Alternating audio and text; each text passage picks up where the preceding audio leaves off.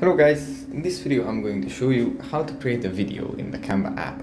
But before that, don't forget to subscribe and leave a comment down below, because at 10,000 subscribers I'm going to show you my whole YouTube revenue statistics and growth strategy.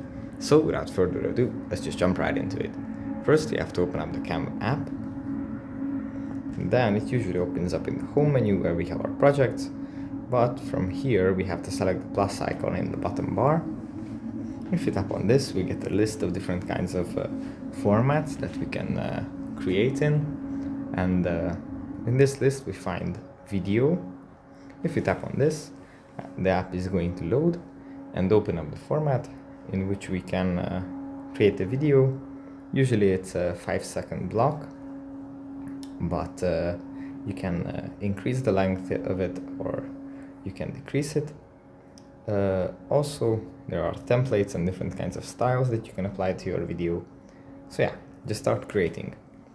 That's pretty much it for this video. Hope it was helpful for you guys, and I'll see you in the next one. Bye.